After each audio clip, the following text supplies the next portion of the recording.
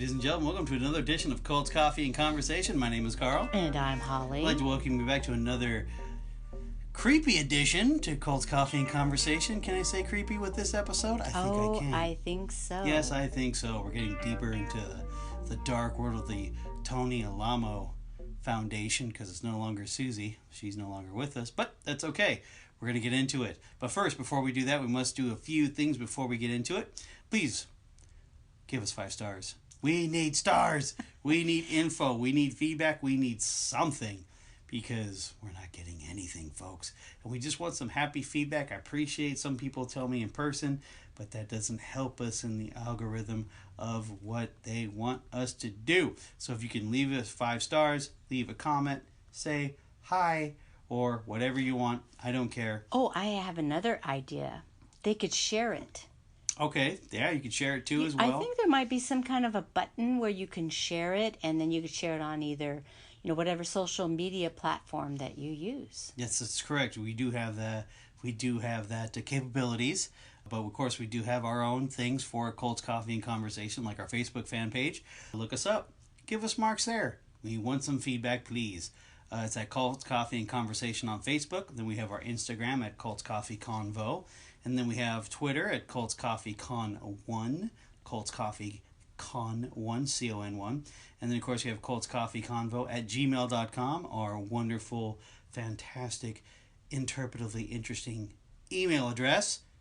And, of course, we do have the audio one as well. Yes, on Anchor, you can leave an audio message for us, or you can get your voice recorder on your either Android or iOS, which is Apple, iPhone, and record a message and email that message to us at cultscoffeeconvo@gmail.com. Thank you very much. I appreciate that. Now, of course, we do have our disclaimer. This is for entertainment purposes only. This is our own personal opinions about the situations that we're talking about. Do our best to be nice, but hey, we're just going off the information that's been given to us. And if you don't like hearing it, you can always turn it off. But if you don't, excellent. Thank you for sticking with us, guys. We do appreciate it. Of course, you can reach us at any place you can find a podcast. We're there. From Google, Anchor. Thank you, Anchor, for giving us the opportunity to do this. iTunes, Stitcher, Podcaster, all Overcast, of it. Overcast. Spotify. Once again, anything you can get a podcast on, we're there. Except iHeart. But go on. Oh, whatever. Anyway, here we go. Oh, yes, one more other thing. Before we get into our cults and our conversation, we must talk about our coffee. Holly, what are you sipping on today? Well, I have a new drink that I tried out, and it's an iced cloud foam caramel macchiato. Ooh. And it's good. Oh, I told you it was good. Have you ever had it hot? Because that's exactly what I'm drinking, but the hot version, and it is glorious and magnificent in all of its greatness. Well, I think I have a reward coming, so I might try that this week. You're going to use your stars. Use those stars. Use those stars. Alrighty. Okay, enough of that. Now let's go ahead and get into it. Now, we started part 3. We're talking about, obviously, the Alamo Foundation, Tony Alamo Foundation, which is being, which you can see it on the Sundance Channel. If you don't have it, that's okay. We are more than happy to go blow by blow. It's called the Ministry of Evil, but we are going pretty much blow by blow. If you don't want to see it or you don't have that channel, you can listen and pretty much get the gist of it. Yeah, so this is where we start getting into the really dark stuff, unfortunately, with the Alamo Foundation, or the Tony Alamo Foundation. Comes up to the first thing is there's that author that wrote the book about this whole group, as you could say, or cult. The law is after Tony for the tax evasion and for not paying his employees, and they're basically going after his financial empire. Yes, they're hammering him out. They're hammering him, yes. And the author does explain that there are 2 parts. She takes the Alamo Foundation, or the Tony and Susan Alamo Foundation. She cuts it into 2 parts. Obviously, in the beginning in the 60s when they're starting to grow their ministry, all the way up to her passing. And then part 2, or A or B. This is part B, is when Tony is now just in charge of the group. Yes, Tony had a public persona that would silence people. He's very intimidating. He had a lot of power, a lot of money. As you were mentioning before, the law is hammering on him, starting to investigate not only his financials, but also rumblings about the child abuse. Yeah, that starts to come to the top here, especially with the child abuse specifically, but also with the Justin Miller situation. Yes. Now, if you're not familiar with the Justin Miller situation... Well, we talked about it last time. That's correct. We talked about it last time, so we're not getting too much detail about it. But there was a rescue. There was a rescue, that's correct. Now, if you remember the last episode, Carrie is Justin's adopted father. He has left the church, or the group. He runs to the forest with his brother. They're firing shots at him, so basically they got away. Of course, he comes back to go get his son, because he didn't want his son, because the reason why they're leaving is because they found out rumors of the beatings. Not specifically with Justin himself, but with... Yes, because this was before. This was before Justin Miller's beating, but he heard the stories and the rumors and things were coming true that the kids were getting beaten with the Board of Education. Yes. So, he goes back to get Justin, his wife, screams guards, he runs away again, and of course, same thing happens. So, they now are the Millers, the Miller boys, both the brothers. They left their wives and their children back over with the foundation. In Arkansas. They're now moving to California. They're heading back to California. Rumor has it that gets to either one of the Miller boys, I don't know who it was, but they said that they relocated Justin over from Arkansas back to Saugus, California. And during this time, when he hears that, he goes and gets He gets a court order. Yeah, court order, yeah. He gets the court order to be able to retrieve his son wherever, whenever he needs to. That is correct, yes. So once he found out he was in Saugus, then he could get the sheriffs to go out to the property and retrieve his son. Yes. The way that happened was it was in the middle of the night. The sheriffs come and basically make a raid on the property. Yeah. Justin was shoved under his cot. He remembers waking up, getting shoved under the cot, scared because he thought the bad guys were coming. They retrieve him, tell him his dad's out there waiting for him and that he will be okay. Carrie was saying, "Son, I love you. You're safe now." And Justin was a little hesitant, but he knew that he was also going to get beaten again. Oh, yeah, absolutely. Oh, in fact, I'm sorry, we kind of jumped ahead.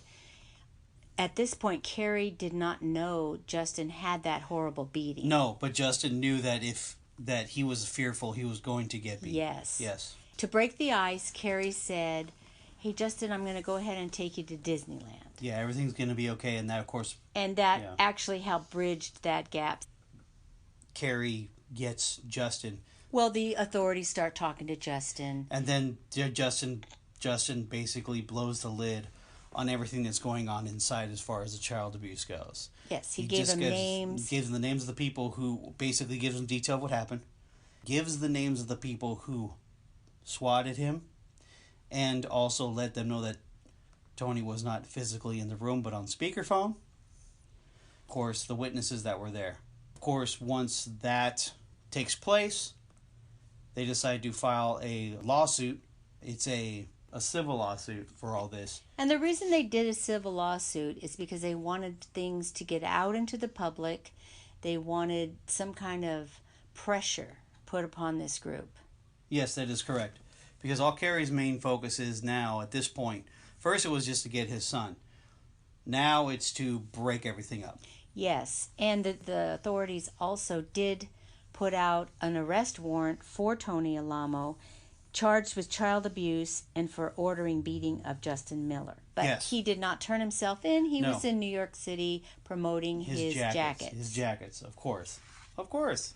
Why not? Who won one of them beautiful rhinestone Carl does. No, thank you. Well, they're on eBay, are they not? Yeah, they are. I looked.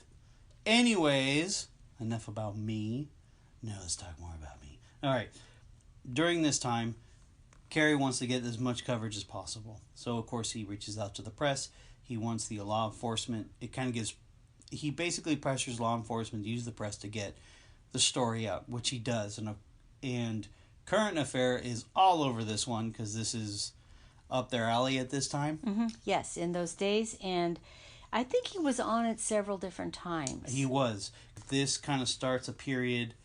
Well, we'll get into what's going to happen. So, obviously, the Miller brothers file that suit. He's not there when they do the raid.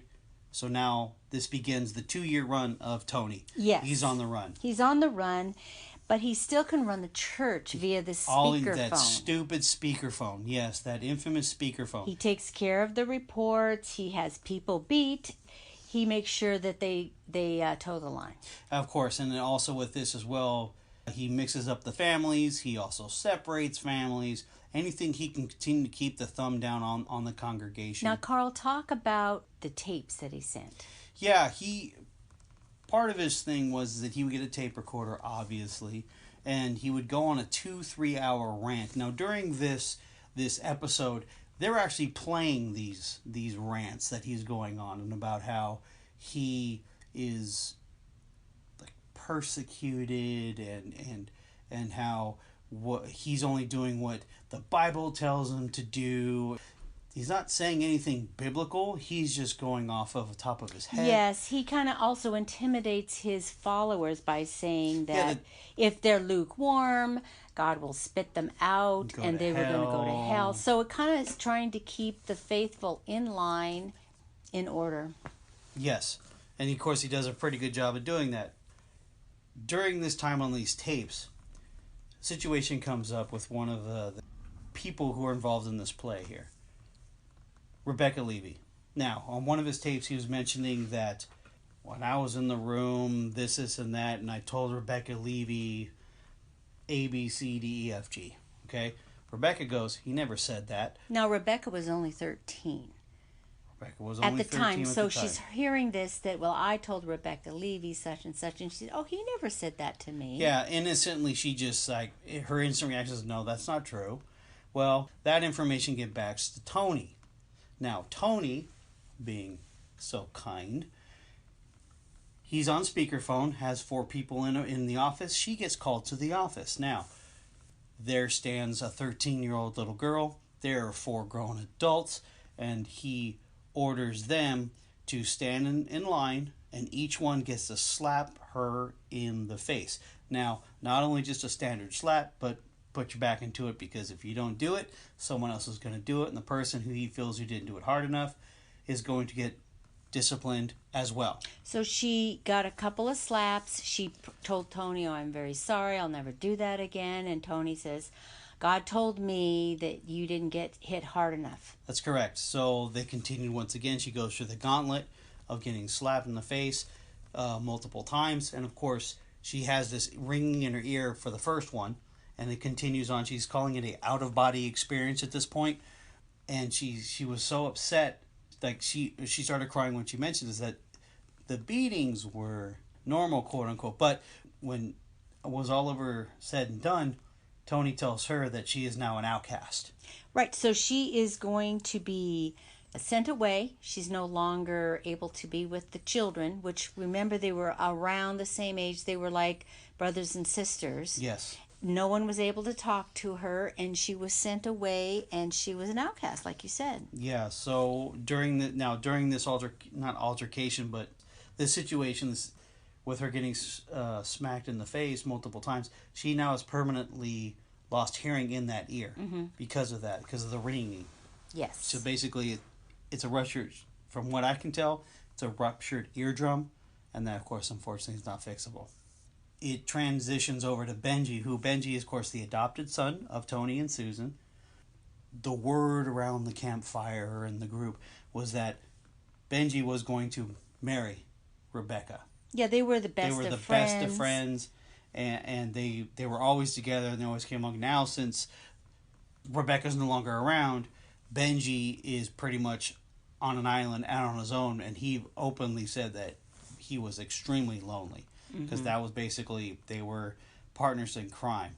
Now, this continued further as far as people asking or being told to leave or being punished. Sue B, comes into play automatically after Benji speaks, saying that her son was accused of throwing a grapefruit outside the bus window. Yes, and it unfortunately, whatever, the grapefruit hit a car windshield and broke it. Yes, it broke it. Of course, the son says it wasn't me. The parents obviously believe the son because they say they know their son. Of course, I would say that no one would say, "Oh, I did it." Of course not, because they don't want to get beaten. Oh, yeah, beaten. Tony gets on the phone, obviously, and says that, okay, he can stay, but he has to get 40 swats. Now, credit to Sue B on this. She says, we're done. We're out. So, what was it? She showed up, was it 19 years old? And she left when she was 38. 38, and all of her friends, she left with nothing but the clothes on her back. Which, now, I put myself in that situation. I wouldn't just leave with the clothes on my back. I would take everything that I needed for a household. But they earned it. Who knows? Who knows how it was back? That's true. We can speculate all we want because obviously, according to the previous episode of how they ran things at Georgia Ridge, there's guards everywhere. That is true. And they might have just said, okay, goodbye. They could have left them on the side of the road. They could have. Yeah, man, that's think terrible. about that, yeah. So for fast forward to now, we still have a civil case. Tony's supposed to show up for the civil case because you have to defend yourself, right? He was a no-show. He was a no-show. So guess what that means? They automatically win. The courts give the Carey's family, the Millers, $1.8 million. $1.8 million. Now, after this, it's time to get your $1.8 million, right? So they have orders from the court. They go with their attorney, the Miller brothers and their attorney, and they had a bunch of sheriffs with them in that county because they had 300 people at Georgia Ridge. That's correct. And they didn't know how it was going to go. So they had all these people coming to seize property in order to retrieve the $1.8 million. Yes. Mm-hmm. During this time, Tony Alamo has put the fear of God as far as anyone in uniform. If anyone in uniform shows up, you're going to get shot. You're going to get killed. There's that constant paranoia, stewing around the members' brains. Obviously, who's coming up? The sheriffs and the marshals. I guess there was an incident in front of Benji's house where the marshals show up. A gun was either shown or drawn, pointed to. There was a gun shown. There was a gun there. And that sparks. They start questioning Benji. Basically, probably, where is Tony Alamo? We don't know. Benji just says there was a lot of questions, and the next thing you know, everybody's just running literally sprinting, running off the property because Tony had alerted them. Get out of there. Leave everything and run. Yeah, find relatives to find another place to stay, and just get off the property. Yeah, and Carey was there, obviously, with his attorney to make sure that they got their property or whatever that they needed to get. But he went through the houses and saw that there was oatmeal still cooking. Yeah, the stoves were still on, food was still being made. Like, they just basically dropped and ditched everything and ran. And he was also mentioning that people were actually launching themselves off the ridge. Yeah, launching them off the ridge to get away. That's how fearful they were. They thought they were going to die. Wow. Right? That happens. During this time, there's certain things that you can't have in a civil. You're not allowed to touch in a civil case. Obviously, Susan's body and her mausoleum. Yeah, that wasn't in part of the seizure at all. It's not part of the seizure at all. Well, of course, when they get on there, guess what? Susan's body's missing.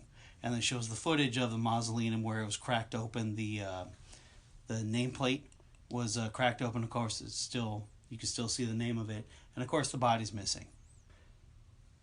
So basically, what happened was Tony stole Susan's body, and according to Carey, that Tony needed Susan's body to keep the control of the church, not just with him, but using Susan as, I don't know if you want to call it a barter chip. I don't know how he put it exactly. I forgot, but he was mentioning that his power came through her, and yes, as long as he had her, yes, then he had the power. that is That correct. in his mind. I don't know about the followers if they actually made that connection, but now we're talking about a man who's getting more and more insane Yes, as the days go by. yes, and while this was happening, they were discussing it. There's that tape again, cassettes. They saved it all, and there was him saying that Tony is saying on the recording that he chose to split the church and Into factions, all around the country. Basically, that's him buying time for the most part to kind of lick their wounds, as they say. And one of the characters on the TV show, not the characters, but one of the followers on the TV show was saying that the leadership as a whole, the circle or the leadership team of the church, they were trying to figure out how they would start from scratch all over again. They had to learn how to do I think we need to talk about one more important thing. Mm. Well, Susie's daughter, Chris. Oh, Christian. Yeah. Mm-hmm, she went and, she found out that her mother's body had been taken by Tony. Yes. She had not been with the group for 2 decades. She heard about the raid. At this point, she had not even been involved with any of it. And, her kids were growing up. They were in high school. Everything was fine. But she was very concerned about her mother's body. Of course. So she went on to the media blitz and was asking Tony, hey, bring back my mother's body. Yeah, if you really loved her, if you really loved my mother, you would let us, bury her and, yes, type of thing. Yeah. I mean, he took the casket out of the mausoleum, asked a couple of construction workers, and they took it away in a van. Uh-huh. Okay. She said that he drugged my mother around like she was a piece of garbage. And that's when she went after him. The only one she could do is have a lawsuit for him to return her mother's body. Right. During this time, they were talking about the seizure of the property. Now, a couple things we need to talk about. One, the settlement money. Now, the IRS came in. Obviously, the federal government, they need to get theirs first before... Yes, before the Millers got anything. Before the Millers got anything. They seized everything. You see, they show that they're auctioning off the jackets. They're auctioning off everything on the property. I think they had antiques. They had, remember before we talked about the gold bars and they had a lot of valuable property. They did have a lot of valuable property. Well, when it was finished and, the IRS got theirs, the Millers were only given like $7,000. Mm-hmm.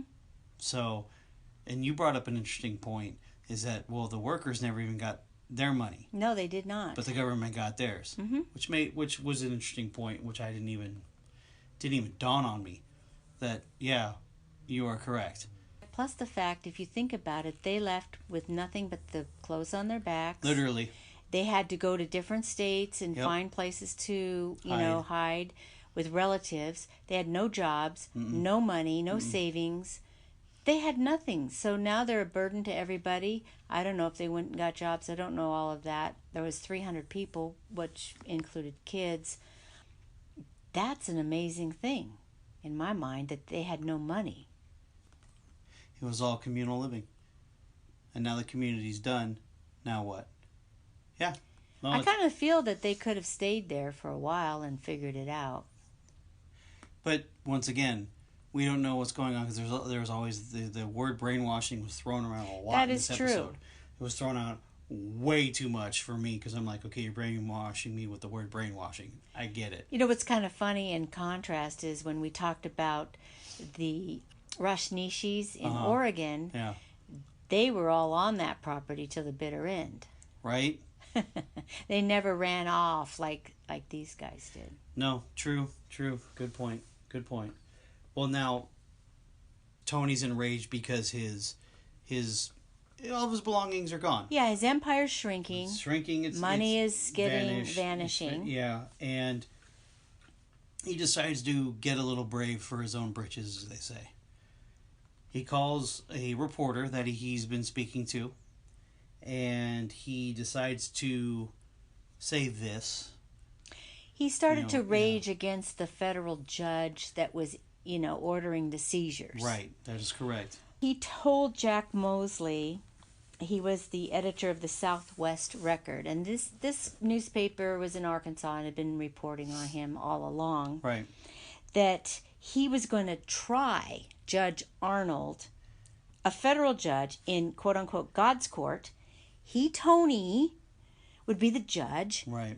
The judge would get a fair trial Uh-huh. and be found guilty. How's that a fair trial? And he would then be taken out and hanged by the neck until dead.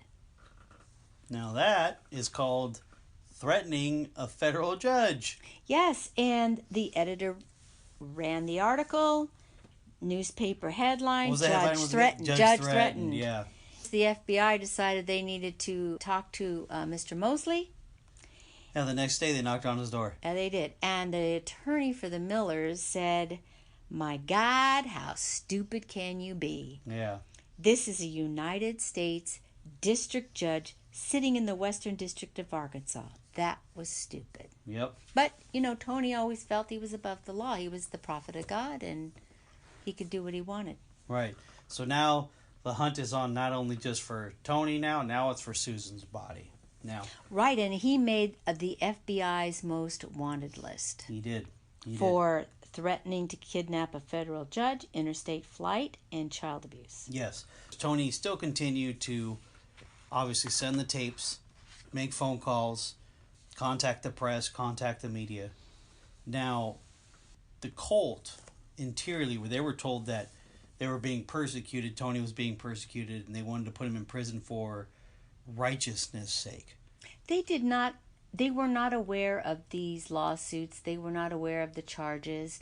Maybe they just refused to believe it. They didn't listen to the news. I'm not sure. I think they probably were even allowed to. Well, they didn't want anything negative to come into their mind. I don't know. But one thing, one of the marshals in the case said, "You can run from the United States Marshals, but you cannot hide." That's correct, yeah. And also, this is where one of the head of the Marshals, what was his name? Oh shoot, it's gonna escape me. But one of the Marshals, he looks like Mean Gene Okerlund. He'll come to me in a second. He was one of the leads in this, and obviously during that Georgia Ridge raid, they found a bunch of documentation. Oh. They found a ton of documentation. We're talking, you want to talk about detailed notes, detailed files. This is similar to the Rajneesh, where they had files on everybody. They had birth certificates of the kids, pictures, photos of every member who either was or is a member. Now, not only did they have the personal information, they also had addresses on where these people lived. License plate numbers of the vehicles that they owned. So, here we go. That's dumb to have, but okay, whatever. Well, let me say, they probably got all that information to use it against the members in case they wanted to leave. It was their own little list to persecute members. Good point. Yeah, well, this one just bit him in the you-know-where. Mm-hmm. They're trying to find Tony. Now, they've noticed that through all the cell phone records, and yes, cell phones were here back in the day too. I know, I forgot about that because I was talking to you. I go, they didn't have cell phones back then, and you said no. My husband had a cell phone, only it was a big box thing. It was a big old brick, yeah. Still got it. I know exactly where it is. Oh, that's hilarious. I know exactly where it is. Well, they didn't have voicemail and any of that, no, so you had to ring it. And if they answered, or they would call out. And you still got charged, even if you dialed out. Oh, it was so expensive. Well, it was like $8 a minute. Oh, wow. Well, it was a lot. I know that. It was $8 a minute. Oh, $8. You said $80. No, $8 a minute. Really? It was $8 a minute. Okay. Well, anyway, go ahead. Okay. So sorry. Anyway, so they noticed that there was one specific number that kept popping up every day, twice a day. Same number, same location. Because it wasn't moving. That's the thing. It was staying just in one spot. They found out that it was in the city of Tampa, Florida. Now, in Tampa at this time, they only had 3 cell phone towers. Now you got 3 cell phone towers in the neighborhood, but...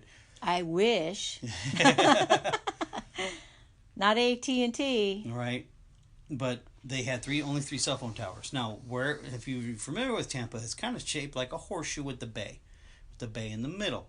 Tampa covers pretty much the entire bay from top to bottom. You can't say, well, it can't be bottom because that goes out to the Atlantic or the Gulf, but Tampa is shaped pretty much like a horseshoe as far as the city goes. Now, each tower was put on the east side of Tampa, west side of Tampa, and then the central Tampa, hence creating a what? Triangle. So they began this thing called the Tampa Triangle. Ooh, creative. I love it. So what happened was that what the federal government did is they took the area within that triangle, only inside that triangle, not exterior but interior, and they were going, this is old school police work, very old school, going down every neighborhood that was in the triangle. They took down every address, every license plate number, all of it, and they just basically slowly but surely kind of started, chopping wood, working their way down to every time that signal was called, they would get closer and closer to it. Now, apparently there was a tape that Tony would send out on a daily basis that was sent out through the airwaves in Florida as well. Yeah, it was in Largo. Yeah, Florida. Largo. So, and that's, of course, he's saying a few things mocking the federal government in regards because they couldn't find him, which, of course, gave more kindling to the fire to the officers to find him. So, within a few weeks, they noticed that there's a van. They found a van, and they ran the license plate number. I thought it was they had an address that hooked into some kind of a cell phone number or something. They went to that location. Yes, you're correct. I'm sorry. They saw the van. They saw the van. That's right. Then they ran the plate, and then they realized with that whole list of addresses and the whole list of license plate numbers, they found that, this van is a member. So they stuck the place out, or stuck, whatever. They basically watched the house, and of course, the paper boy comes by, flings the newspaper out. This is early in the morning. It's early in the morning, and of course, a gentleman walks out to go pick up the paper. One of the marshals goes, "Oh my gosh, there he is. Visual ID of Mr. Tony Alamo." Of course, they get all their gear together. They surround the house. They knock on the door. No one's answering. So they help themselves inside. They go through the house, and there's Tony Alamo literally sitting on the kitchen table eating breakfast with a stack of cash. He thought he was Miami Vice. Right? That's so funny. When they're arresting Tony, he says, "How did you find me?" The officer replied, "Divine intervention." Yeah, one of the guys says, "Hey, it was divine intervention. The Lord led us here, and we found you, and now our work is done." Now, we discussed, why would he ask that question? How did you find me? Well, I'm thinking he wanted to know if he was betrayed. Right. So that he could get retaliation. Of course. Get yourself a little bit of the Board of Education. They pull him out of the house, and boy, he looked creepy. Tie-dye shirt, heavily bloated. It was like, whoa, you've put on some pounds on the road, sir. He just looked terrible. So, of course, they take him to Arkansas, where he is to stand trial for, what were the charges on Arkansas? What was that one again? It was child abuse, yeah, civil contempt, and tax evasion. Okay. They go into trial, and there's the visuals of Kerry coming to the court, and he was saying, and this is eerie that he said this. He said that, well, we don't know what juries you're going to get, and he was very hopeful, but there's still some doubt, some reasonable doubt with the trial. What happens? Tony Alamo is cleared of all charges. The jury found him not guilty. Not guilty. And what was their reasons for being? They did not want to impede with his right to freedom of religion and his First Amendment rights. Now, I did forget one of the charges, and that was threatening the life of a federal judge. And I'm thinking, well, possibly when they did not want to impede his First Amendment rights, they felt that the threatening that life of that judge, that was just your First Amendment right. Free speech.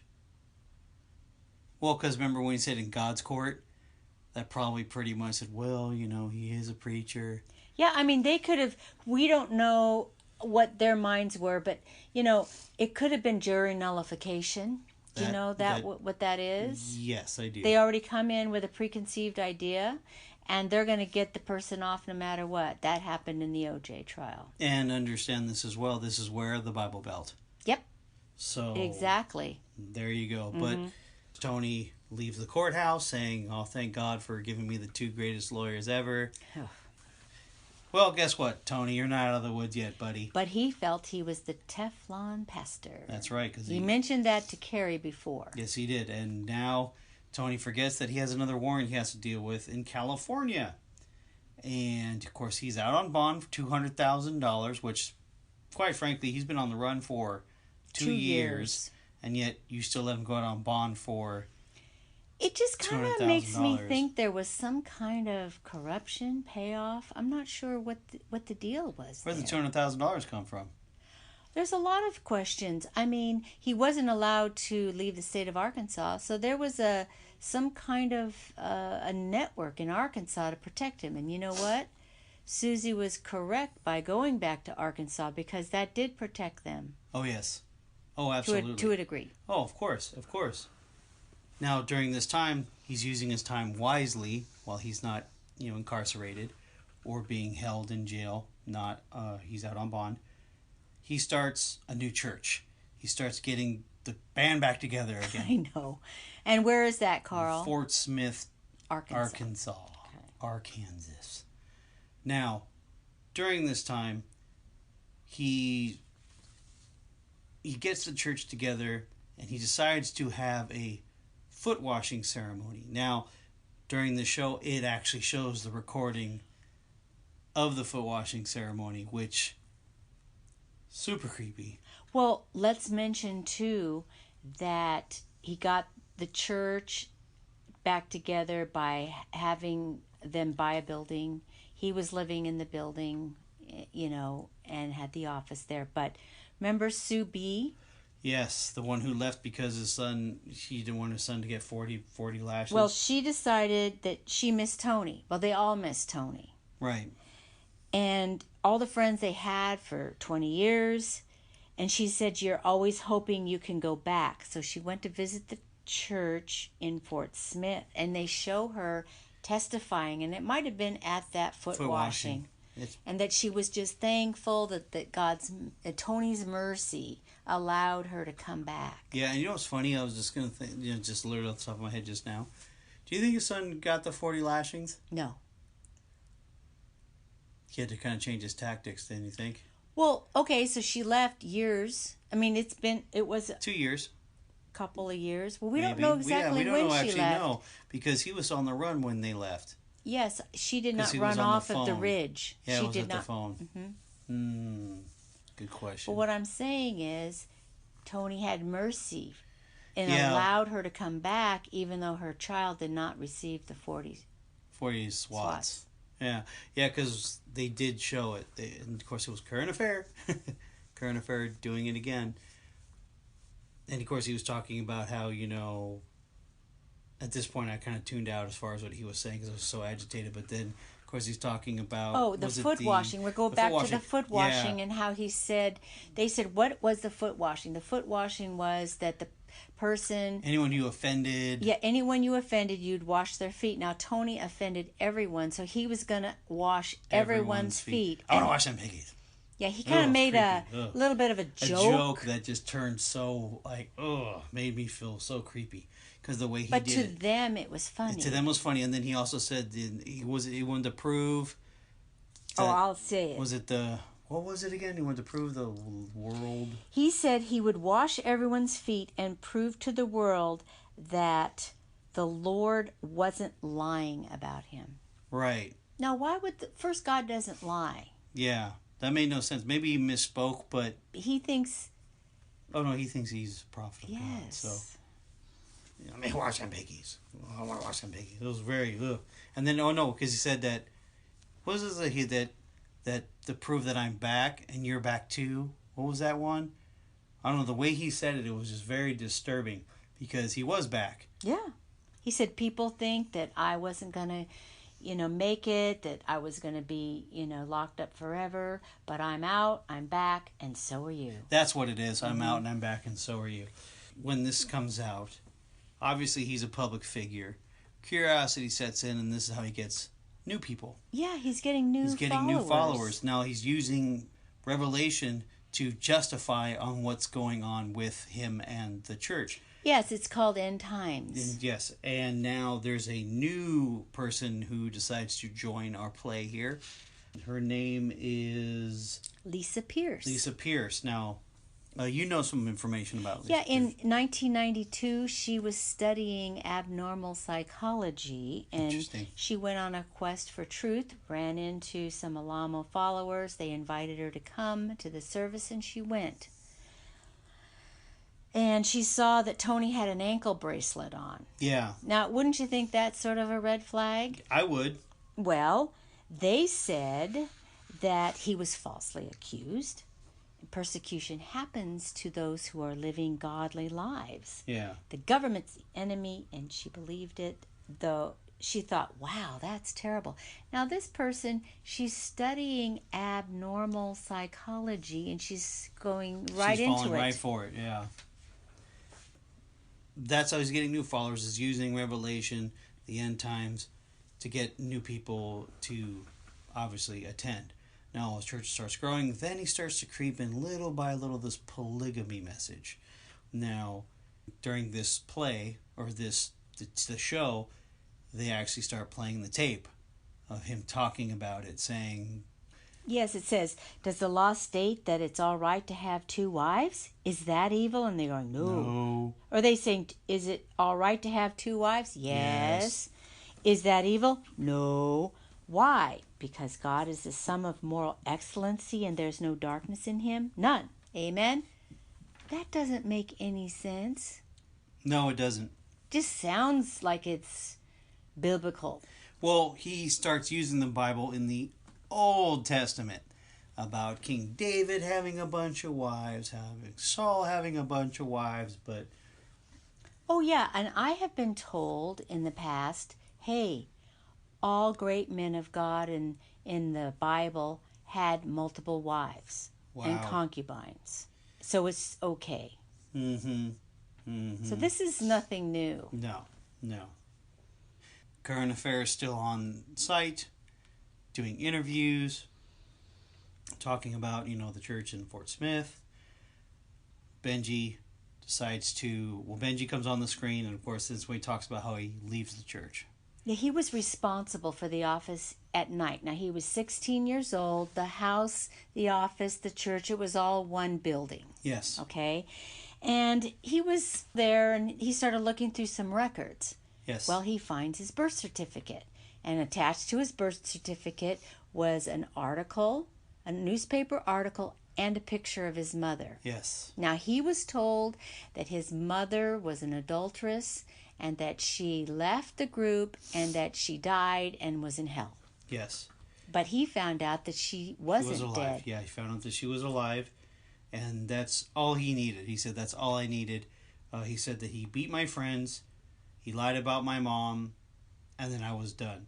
So he grabbed his birth certificate, $120, and a picture of his mom in a small, tiny little bag, and he left. Now, we do know another bit of information from the YouTube documentary. Yeah, we talked about it episode 1, yes.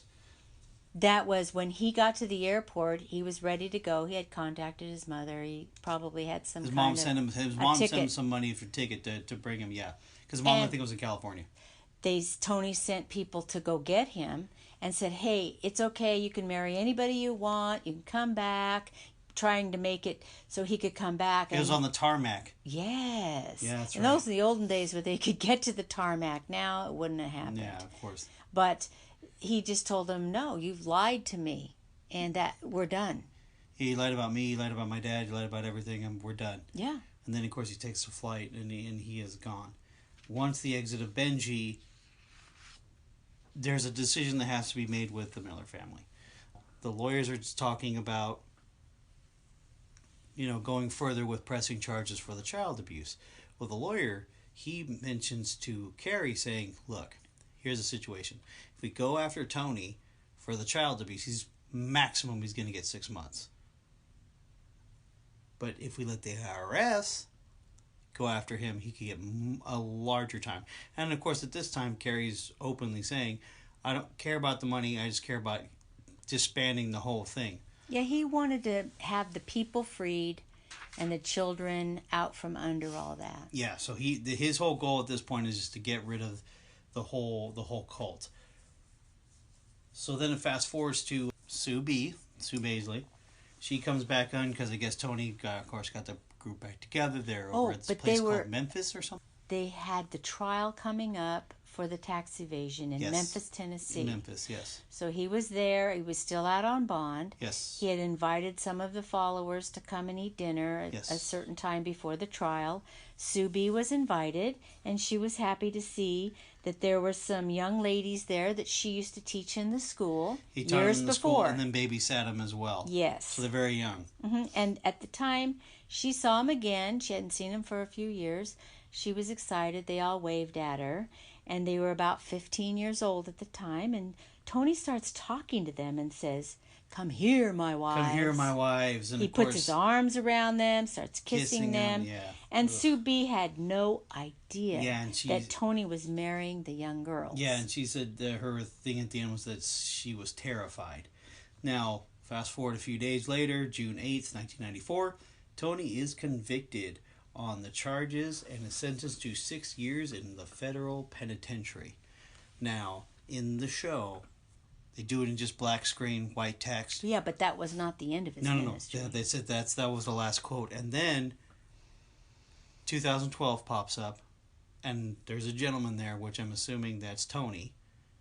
Yeah, he didn't look good at all. No, he didn't. There's Tony in his prison wear. He's got really gray hair and really gray beard. Of course, this is 2012. 2012, so that was 20 years. 20 years, yeah. It's a little under 20 years. And there's a questioner asked him, let's say you elected to take an 8 or a 9-year-old girl as a wife. How would you determine if a young female has reached puberty?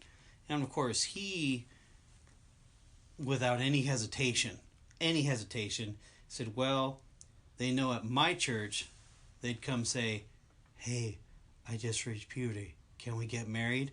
And then he looks like it was either, he looks at the camera or it looks like it was a hidden camera. Because it looks like there was it looks like through a peephole. So you have some, dark around the edges. And then it pauses and he's staring right at the camera like he knew he was being recorded. And it fades. And we're done. Episode 3 is now complete.